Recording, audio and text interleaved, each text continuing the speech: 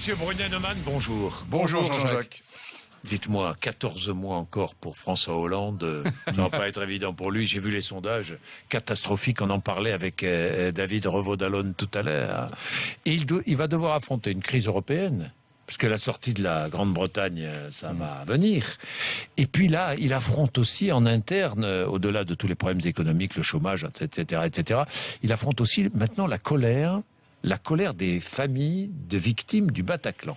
Les témoins, j'ai été marqué, je ne sais pas si vous avez écouté tout à l'heure le reportage de Marion Dubreuil, j'ai été marqué parce que ces familles de victimes nous disent maintenant, sortent de l'ombre en quelque sorte, et nous disent et reprochent à l'État des manquements, des insuffisances.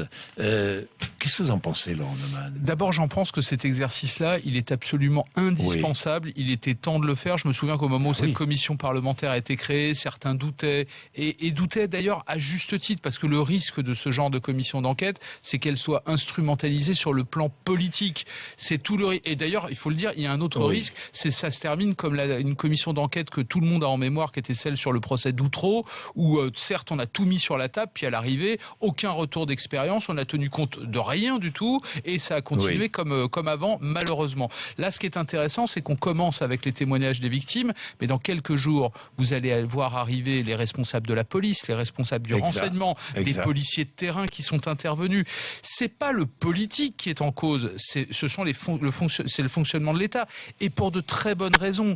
Qui, dans les services publics, était préparé à une telle horreur ? Moi, je peux vous dire, pour le voir de près, ce qui se passe dans les hôpitaux, personne n'était préparé à voir arriver ces victimes-là. C'est vrai, Laurent, c'est vrai. Mais après les premiers attentats de janvier, nous avions eu des discours politiques d'une fermeté incroyable. Rappelez-vous, on nous disait toutes les mesures sont prises maintenant. Nous allons...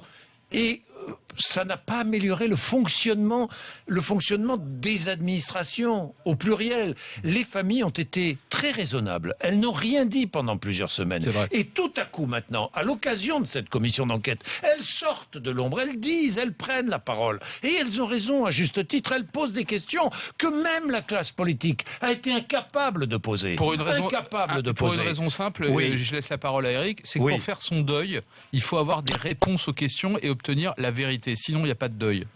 Éric, je trouve que la façon dont a été traitée cette tragédie, elle est tout à fait illustrative de la petite tragédie quotidienne que nous vivons, nous, des services de l'État qui sont pas très efficients. Pardon, mais quand je vois tous ces dispositifs qui ont été inventés, imaginez, ils existent. Normalement, ce qui s'est passé le 13 novembre peut être traité avec efficience. Eh bien, quand on écoute les témoignages absolument bouleversants, ils sont bouleversants. On entend, j'ai appelé le numéro qu'il fallait appeler. On m'a dit, parlez beaucoup plus fort. J'ai dit, mais je peux pas, il y a un terroriste derrière la porte.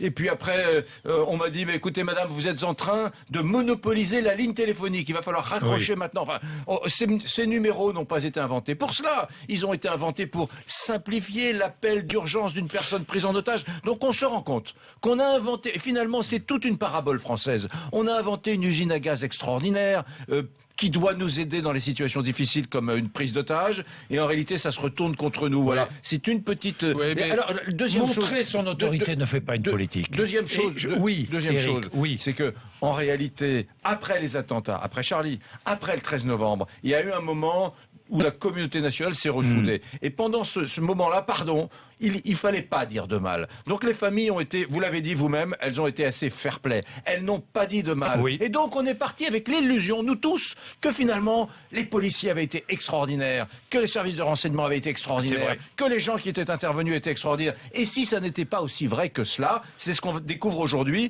Et on va continuer à le découvrir. Et on va avoir la gueule de bois. Et on va avoir la gueule de bois parce que ça va faire mal. Alors il y a deux choses dans le propos d'Éric, et je voudrais vraiment y répondre de la façon la plus précise. D'abord, quand vous avez sur le sol français des attentats qui font 130 morts et des centaines de blessés, oui, il y a forcément des choses qui n'ont pas fonctionné, c'est presque une évidence de le dire, et donc une commission d'enquête parlementaire est absolument utile, pour au moins au nom du retour d'expérience. Premier point. Deuxième point sur le propos d'Éric. Attention, les témoignages, je les ai écoutés en longueur hier après-midi. D'ailleurs, je le dis à tous nos auditeurs, vous pouvez aller les voir sur le site de l'Assemblée nationale et les voir en direct sur toute leur durée. C'est absolument passionnant si vous avez le temps de le faire.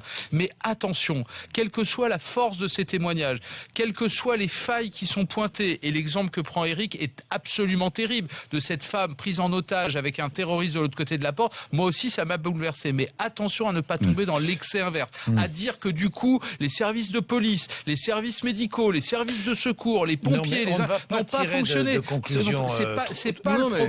Non. C'est pas le propos. Attendons, écoutons. Voilà, on va exactement. écouter les uns les autres. Et ensuite, mais les questions sont posées maintenant. Elles sont sur la table. Elles ne l'étaient pas jusqu'à maintenant. Par souci de discrétion de la part des victimes, et puis peut-être par volonté politique de ne pas les mettre sur la table. Moi, je pose la question. Je peux rajouter un argument. Pourquoi c'est utile aussi? Parce que dans le cadre de l'état d'urgence et même au-delà, on a confié beaucoup de pouvoir au pouvoir exécutif. C'est normal qu'il y ait des contre-pouvoirs et qu'une commission parlementaire s'interroge sur la manière dont l'État a fonctionné.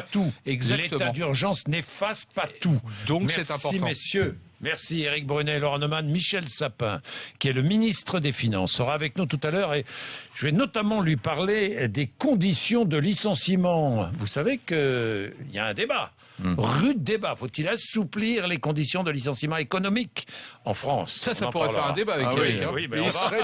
Il serait temps qu'on le fasse. Bon, écoutez, il est presque 8 heures.